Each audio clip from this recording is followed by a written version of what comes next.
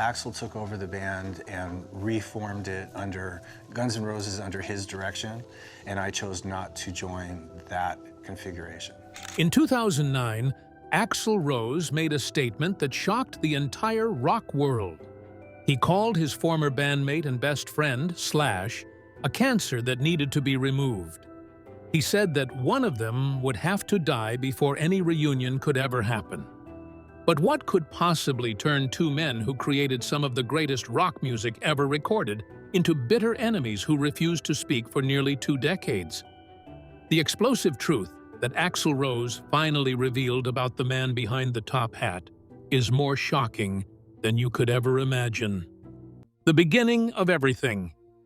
The year was 1984, and the Sunset Strip in Los Angeles was alive with the sound of heavy metal and hard rock. Every night, dozens of bands competed for attention in the cramped clubs that lined the famous boulevard. Most of these bands would be forgotten within months, but something different was about to happen. A young guitarist named Saul Hudson worked at a music store on the Strip.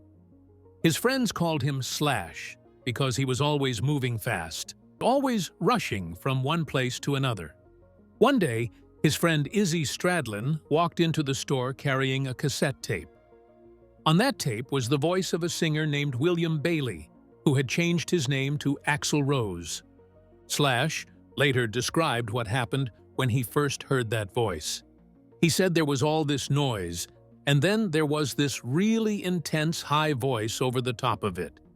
His first impression was that it was very soulful. It had a bluesy, melodic quality to it, which was rare for that type of voice. He had never heard anything like it before. Slash went to see Axl perform with Izzy's band called Hollywood Rose. What he witnessed that night changed everything. He later said they were hardcore on stage. Izzy was doing knee slides across the floor, and Axl was bashing down with an intensity that was almost frightening to watch. When Slash finally got to jam with Axl for the first time, something magical happened. In a 2021 interview with Revolver magazine, Slash explained that he had worked with different singers on and off for a while. But when he met Axl and they started jamming together, Axl was the only singer who ever brought an emotional content that affected him on an emotional level and on an energy level. A song would suddenly go to a whole new level, and he felt it deep inside. That was the moment Slash realized where music and vocals really meet. That was the moment Guns N' Roses was truly born. The band officially formed in March 1985 when Hollywood Rose merged with another local band called L.A. Guns. The classic lineup came together with Axl Rose on vocals, Slash on lead guitar, Izzy Stradlin on rhythm guitar, Duff McKagan on bass, and Steven Adler on drums. Just 2 days after their first show as a complete band, they embarked on what became known as the Hell Tour. Slash later said that the trip was really what cemented the band together. During those desperate days on the road, while they were sleeping on sidewalks and begging for food, Axl wrote the lyrics to what would become one of the greatest rock songs ever recorded. That song was called Welcome to the Jungle. The differences between Axl and Slash were already visible even in those early days. Axl was assertive and confrontational. He would start fights with anyone who looked at him wrong. Slash was quieter and tried to avoid conflict at all costs. He just wanted to play his guitar and get lost in the music. But those differences did not matter yet. They were united by shared poverty, shared addiction to substances and alcohol, and most importantly, a shared ambition to become the biggest rock band in the world. They lived together in a tiny one-bedroom apartment belonging to their promoter, Vicky Hamilton. 5 grown men sharing one room, sleeping on the floor, dreaming of stadiums. In March 1986, Geffen Records signed Guns N' Roses to a record deal. The executives had never seen anything quite like these 5 dangerous young men from the Sunset Strip. They knew they had found something special. On July 21st, 1987, the band released their debut album called Appetite for Destruction. It did not become an instant hit. In fact, it took almost a year before the album started climbing the charts. But once it did, nothing could stop it. But behind the scenes, something was already changing. Axl Rose was starting to see things differently. He was starting to want more control, and nobody knew it yet. But the seeds of destruction had already been planted in the garden of their success. The empire begins to crack. By 1988, Guns N' Roses was the biggest band on the planet. They had achieved everything they dreamed about while sleeping on that apartment floor. But success did not bring peace. Instead, it brought conflict that would eventually tear them apart. The trouble started during the recording sessions for their follow-up album. Axl Rose wanted to expand the band's sound. He wanted orchestral arrangements. He wanted piano ballads. He wanted to incorporate experimental sounds that nobody had ever heard from a rock band. Slash and the rest of the original members wanted to stay true to what made them great. They wanted raw, guitar-driven rock and roll. They wanted the dangerous energy that made Appetite for Destruction so powerful. Izzy Stradlin later described Axl's new direction as pretensions of being Queen and Elton John. In an interview with Classic Rock magazine, Slash admitted his frustration. He said, honestly, he would have preferred to do a record with just 10 songs that were a bit more straightforward.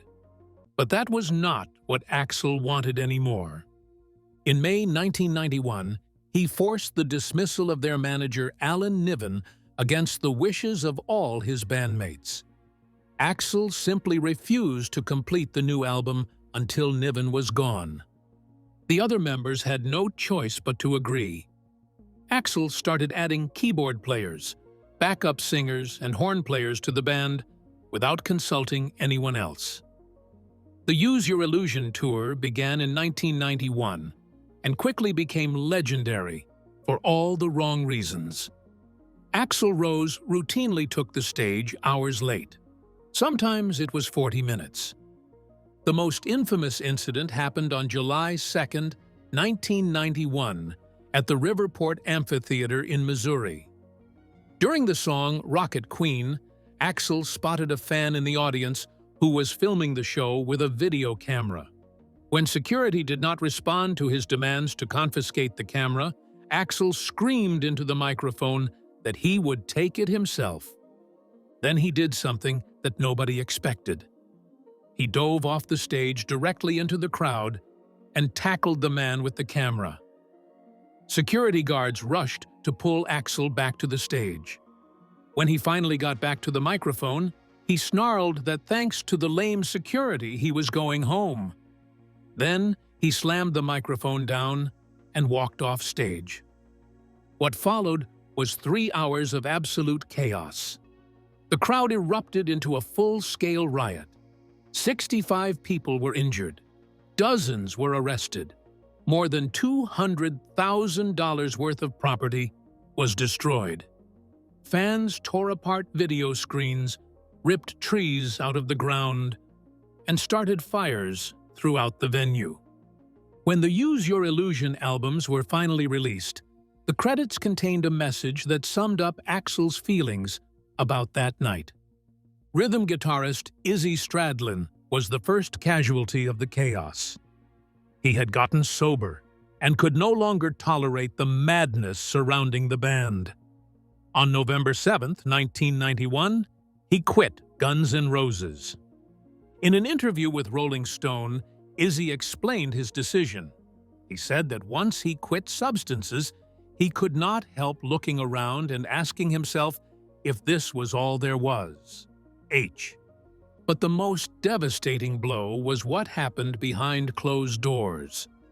Izzy revealed that he was presented with a contract that demoted him to a lower position in the band and cut his royalty percentage. His response was immediate and final. Another disaster struck on August 8, 1992 in Montreal. The band was opening for Metallica when Metallica's singer James Hetfield was severely burned by a pyrotechnic explosion. Guns N' Roses was supposed to take the stage to calm the crowd, but they were not ready. When Axl finally appeared, he ended the set early because of vocal problems. Another riot erupted. More fans were hurt. More property was destroyed. The pattern was becoming impossible to ignore. Slash watched all of this happening around him. And deep inside, he knew that something terrible was coming. He just did not know how personal it would become. The betrayal. In 1994, Guns N' Roses was asked to record a version of Sympathy for the Devil for the soundtrack of the film Interview with the Vampire. Slash caught an early screening of the movie and absolutely hated it. He thought it was pretentious and boring. Axl Rose loved the film. This creative disagreement might have been manageable under normal circumstances, but what happened next crossed a line that could never be uncrossed. Slash discovered that Axl had directed another guitarist named Paul Tobias to secretly record over his guitar parts without telling him. The man who had built his career playing alongside Axl Rose found out that his parts were being erased and replaced by someone else, and nobody had bothered to inform him. In his memoir, Slash described his reaction to this discovery. He wrote that having another guitar player record over him without telling him was as much disrespect as he was willing to handle. He washed his hands of that song, and he washed his hands of Guns for the moment. But the ownership struggle made everything worse. Slash later claimed that before a show on July 5, 1993 in Barcelona, Axl delivered an ultimatum to the entire band. Either they signed over the rights to the name Guns N' Roses, or he would not perform that night. Slash said that, unfortunately, they signed the papers. They felt they had no other choice. Axl has always denied that this conversation ever took place. He called it all made-up fallacy and fantasy. But by 1997, Axl reportedly owned the full rights to the band name. The final trigger came when Slash received a contract from Axl's lawyers. The contract asked him to join what was being called the new Guns N' Roses. But this was not a partnership. This was an invitation to work under Axl's complete control with no creative input and no ownership. In an interview with Piers Morgan, Slash explained what happened next. He said it was not even necessarily him leaving the band. It was not continuing on with the new band that Axl put together that he was now at the helm of. He was given a contract to basically join Axl's new band, and it took about 24 hours before he decided this was the end of the line. On October 31st, 1996, Axl Rose sent a fax to MTV confirming what everyone already suspected. The fax stated that Slash had been officially and legally outside of the Guns N' Roses partnership since December 31st, 1995.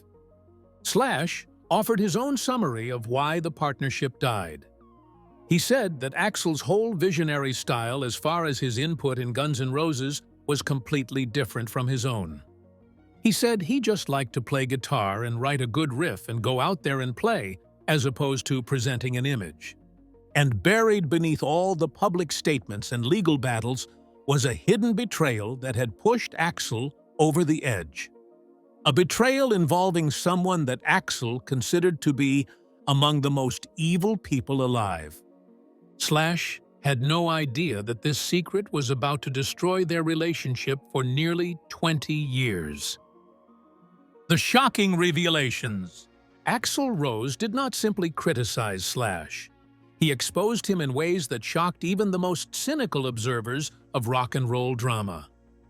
The most devastating attack came in a 2008 interview when Axl was promoting his long-delayed album Chinese Democracy. When asked about Slash, Axl unleashed years of suppressed rage. Axl said there was a distinct possibility that Slash should not have been in Guns to begin with, or should have left after the Lies album. He said that Slash had a personal, though guarded, distaste for much of Appetite for Destruction other than his own playing. Then came the words that would haunt their relationship for years. Axl said that in a nutshell, he personally considered Slash a cancer and better removed and avoided. He said the less anyone heard of him or his supporters, the better. When reporters asked about the possibility of a reunion, Axl's response was brutal. He referenced a fan message about, "What if one of them were to die?" And looking back, there was still possibility of reunion. His response to that hypothetical was vicious. He compared it to going to a show while your baby accidentally kicks a candle and burns your house down, killing himself and the rest of your family. Then he made his position absolutely clear. He said what was clear was that one of the two of them would die before a reunion. However sad or ugly or unfortunate anyone viewed it, that was how it was. But Axl was not finished. He added that there was zero possibility of him having anything to do with Slash other than by ambush, and he made sure to clarify that such an ambush would not be pretty. During a 2002 live performance, Axl addressed the crowd about his former bandmates. He declared that the truth was they were a bunch of bad cops and he was the Serpico. He told the audience they could suck his d. In an earlier 2000 interview with Rolling Stone, Axl revealed the depth of his emotional devastation. He said he never said he was bitter. He admitted to being hurt and disappointed. But then he described something much more personal. He said that with Slash, he remembered crying about all kinds of things in his life, but he had never felt hot, burning tears. Then he repeated it for emphasis, hot, burning tears of anger. He said it was because he was watching this guy and did not understand it. He wanted the world to love and respect Slash. He said he just watched him throw it away. The legal battles made the conflict even uglier. In 2006, Slash and Duff sued Axl over publishing and songwriting credits. They accused him of changing publishers without consent and pocketing royalties that belonged to the entire band. Axl responded with his own lawsuit in 2010. He filed a $20 million suit against Activision over the video game Guitar Hero 3. He claimed he was promised the game would not feature Slash. But when the game was released, Slash appeared prominently on the cover. The case was eventually dismissed. When Guns N' Roses was inducted into the Rock and Roll Hall of Fame in 2012, Axl refused to attend. But there was one revelation that remained hidden from the public for years. Former manager Doug Goldstein eventually revealed a previously unknown trigger for Axl's rage. It involved someone that Axl considered to be deeply evil. Slash had collaborated with Michael Jackson on 2 songs called Black or White and Give It to Me. This might seem like a harmless musical collaboration, but for Axl Rose, it was a devastating personal betrayal. Axl was mistreated as a child by both his biological father and his stepfather. These horrific experiences shaped his entire worldview. When accusations emerged against Michael Jackson, Axl believed the accusers without question. He viewed Slash's collaboration with Jackson as an attack on everything Guns N' Roses represented and as a personal betrayal of his own trauma. He saw it as Slash choosing to work with someone who Axl believed had committed unspeakable acts against children. He later revealed that they had a lot of issues born out of third-party stuff. He said the longer they did not talk, the more it got blown out of proportion. For years, it seemed like the war between Axl and Slash would never end. But somewhere in the darkness, something was shifting. The two men who had vowed never to speak again were about to receive a message that would change everything. And it would come from the most unlikely source imaginable. The impossible happens. In 2012, a TMZ reporter caught up with Axl Rose and asked him about the possibility of reuniting with Slash and the original members of Guns N' Roses. Axl's response became legendary. He looked at the camera and said 4 words that seemed to close the door forever. "Not in this lifetime." Those words would later become the ironic title of one of the most successful concert tours in rock history. But at the time, nobody believed reconciliation was possible. The hatred between Axl and Slash seemed permanent and irreversible. Then, something unexpected happened. Axl Rose made the first move. The thaw began when Axl texted his manager Fernando Lebes asking for Slash's phone number. This was such a shocking request that Fernando did not believe it was real. He texted his mother and said that if this was a joke, he was going to kill her. It was not a joke. On February 6, 2015, Slash sent a public birthday message to Axl on social media. It was the first sign of warming between the two men in nearly 2 decades. Fans around the world noticed immediately and began speculating about what it might mean. In August 2015, Slash confirmed to a Swedish newspaper that he and Axl had actually spoken. He said it was probably way overdue, but he said it was very cool at this point to dispel some of that negative stuff that had been going on for so long. In October 2015, the two men met face-to-face for the first time in nearly 20 years. The meeting happened at Axl's house. They sat down together and shared a steak dinner. Slash later described that meeting as very cathartic. He said it was important to physically talk because there is a bond that you have that is never broken. He explained that what happens is the bond makes the negative side of it much worse because you are forced out of it. Several factors aligned to make this reunion possible. Slash's divorce from his wife Perla Hudson in December 2014 removed what insiders had called a major obstacle.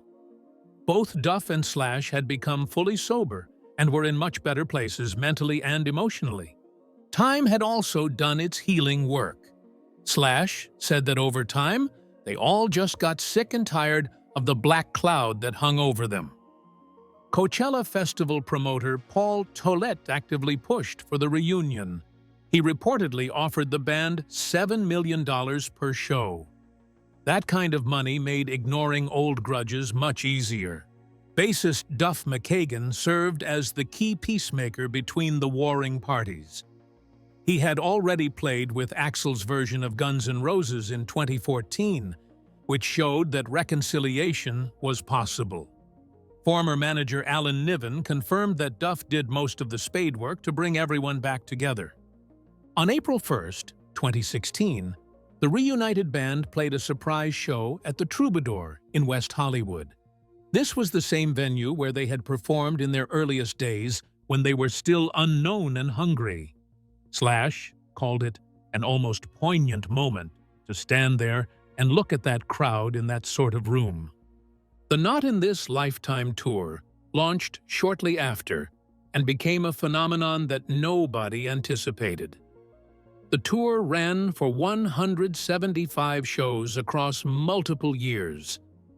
It became the 3rd highest grossing concert tour in history, earning over $600 million. The man who had called Slash a cancer was now sharing a stage with him again.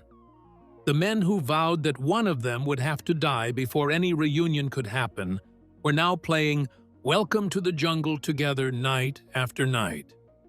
But success on stage did not guarantee peace behind the scenes. Old habits have a way of resurfacing when least expected. And there were signs that the old Axl Rose had not completely disappeared. During a recent show, something happened that made fans around the world hold their breath and wonder if history was about to repeat itself. The new reality. In July 2024, Slash gave an interview to 98 Rock, where he spoke candidly about reconnecting with Axl. He said it was great when Axl and he started talking again because he missed him. He acknowledged that they had developed so much animosity that it just got worse and worse as time went on. So when they finally spoke and started talking about playing together again, it was a huge kind of weight lifted off of their shoulders.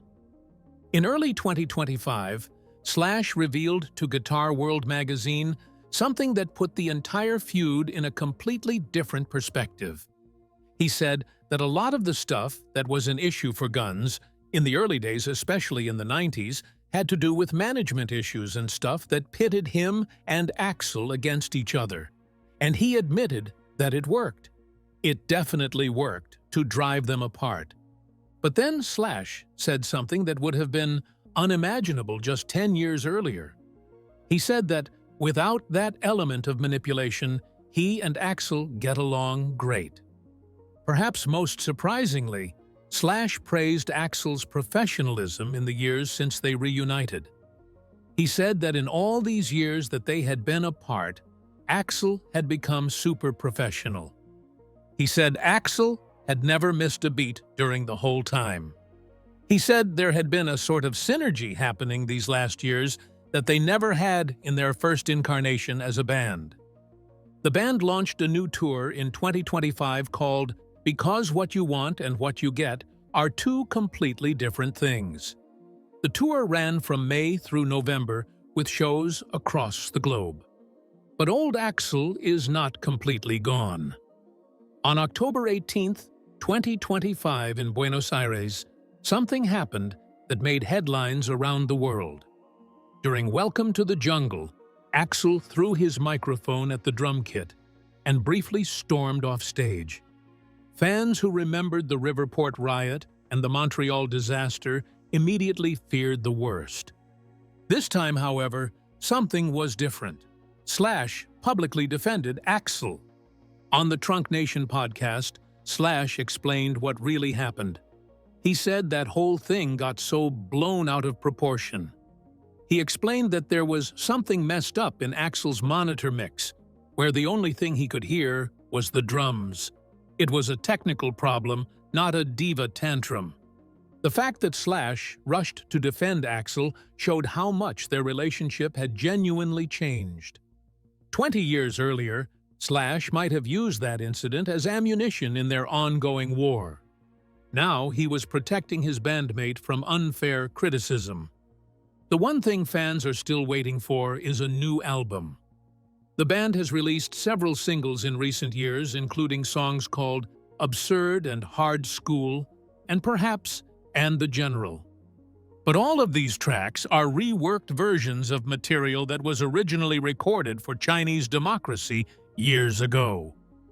When asked about a new album in October 2025, Slash explained why it has been so difficult. He said the thing with Guns is that in his experience, you can never plan ahead. You can never sit down and say, you are going to take this time and do this specific thing. Every time they have tried that approach, it falls apart. It just has to spontaneously happen through some sort of inspiration. If they do release a new album with Slash, it would be the first since the Spaghetti incident in 1993. That is a gap of 32 years between albums with the classic lineup.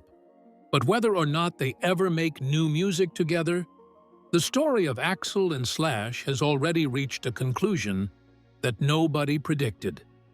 The two men who seemed destined to hate each other forever have found peace. And in finding that peace, they revealed something important about the nature of grudges and forgiveness and what it really takes to let go of the past. The walls we build between ourselves and others often appear much more solid than they actually are. The grudges we hold feel like immovable mountains. But sometimes, all it takes is one text message asking for a phone number. Sometimes all it takes is one steak dinner. Axl Rose remains notoriously private and rarely gives interviews even now. The exposing statements he made about Slash belong to a different era and a different version of himself. Whatever he discovered about Slash or believed about their relationship during the feud, he has chosen not to repeat publicly since they reconciled. Slash reflected on this transformation in a 2024 interview. He said that when they got together again, he and Axl really got over this major sort of hump of negativity that they had been carrying around for years and years. He said it was a real simple, relatively short conversation that they had. After 20 years of hot, burning tears of anger and lawsuits and public attacks and a death before reunion vow, they discovered something that had been true all along. The bond between them was never actually broken. It was just buried under layers of pain and misunderstanding and manipulation by outside forces. That is perhaps the most shocking revelation of all. Not the things Axl said about Slash during the feud. Not the secrets about Michael Jackson or management manipulation or secret recordings. The truly shocking part is how easily two people who seem to hate each other completely found their way back together. It makes you wonder about the grudges in your own life, the relationships you think are beyond repair, the people you have decided you will never speak to again. What do you think about this incredible journey from brotherhood to bitter enemies and back again? Drop your thoughts in the comments below and let me know if you believe Axl and Slash have truly buried the hatchet, or if there are still secrets waiting to be revealed.